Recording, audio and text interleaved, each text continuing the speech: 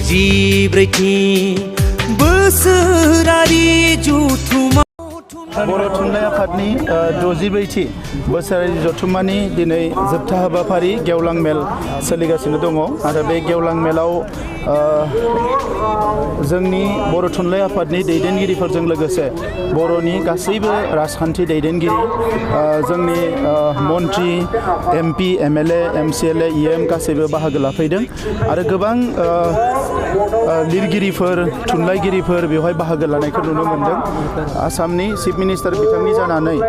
मन्त्रि पीयूष हाजरिका बिथाङा बाहागो लाफैदों। आङो बे समाव बर' थुनलाइ आफादनि गासैबो दैदेनगिरिफोरनिसिम आंनि गाहाम हामलायनायखौ बावहरो। बर' थुनलाइ आफादा 1952 मायथाइयाव जोनोम जानायनिफ्राय आथिखालसिम बर' रावनि सोरगिदिं जौगानायनि थाखाय बर' बिजोंनि जौगानायनि थाखाय आरो लोगोसे बर' रावखौ नेशनेल लेभेलनिफ्राय इन्टारनेशनेल लेभेलाव गायसननो थाखाय जिखिनि बिहोमा होबाय बेखौ जों बयबो मिथिगौ आरो बिनि थाखायनो देग्लायनि जि थुनलाइ आफाद बिनि जथुम्मायाव फैनानै आङो मैयाबो डेलिगेट सेसनाव दान्दिसे सम नुजादोंमोन आरो बेवहाय मैया आरो दिनै जोंनि बिटिआर सरकारनि फारसेनिफ्राय बर' थुनलाइ आफादनि जिखिनि पाब्लिकेशन ट्रेन्सलेशन आरो लोगोसे डिजिटाइजेशन बिनि थाखाय बोसोरफ्रोमबो जोङो 1 कौटि करि रां होनायनि बाथ्रा फोसावदों आरो दिनै बर' थुनलाइ आफादनि मानगोनां आफादगिरि बिथांजों सावरायनानै क'क्राझाराव 18 जौथाइनिफ्राय लानानै आथिखालसिम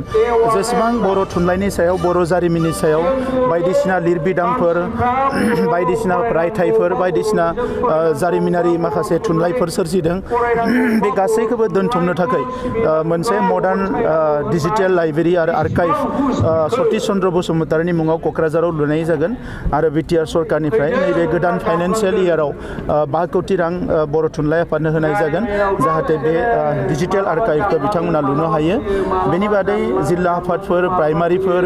आरो गासैबो बर' थुनलाइ आफादनि जिखिनि आफादफोर दङ बेजों लोगोसे बर' माहारिनि माहारि आफादफोर दुलाराय बर' फरायसा आफाद आरो गुबुन गुबुन आफाद ज' जानानै थांनाय गोलाव समाव हारिनि बायदिसिना मोजां गाज्रि समाव जेरै खौसे खामानि मावबोदों फैबाय थानाय समावबो खौसे खामानि मावलांगोन आं बेखौ मिजिंथिदों। थांनाय समाव जोङो थासारिया मोजां नङैनि थाखाय गोबां खामानिखौ मावनो हायाखैमोन नाथाय दायो थासारिया मोजां जानाय लोगो लोगोनो फारफ्रोमबो बिथिङाव खामानि मावनो हानायनि परिबेस फैदों। दा नंखायनो बर'नि सानसुमै लिरगिरि दैदेनगिरि बे सानथामाव जिखिनि बाहागो लाफैदों एबा बाहागो लाफैयाखै बयखौबो आङो खौसे जानानै हारि जौगानायनि खामानियाव बयखौबो बाहागो लानो थाखाय आं खावलायदों। जानुवारि दानाव जितु 2000 फोरोंगिरि थिसननायनि बाथ्रामोन 1400निख्रुइ बांसिन हाई स्कुल लेभेलनि आरो PG टिचार जोङो इन्टारभिउ लाबाय बिसोरखौ थाबैनो जोङो थिसनगोन। आरोबाव 667 इलिमेन्टारि लेभेलनि फोरोंगिरि बिथांमोननिबो SIO जों नेगासिनो दङ। मोननाय लोगो लोगो बिथांमोनखौबो जोङो साख्रियाव थिसनगोन आरो गासै लोगो नांनानै 2000निख्रुइ बांसिन फोरोंगिरिफोरखौ थिसननाय जागोन।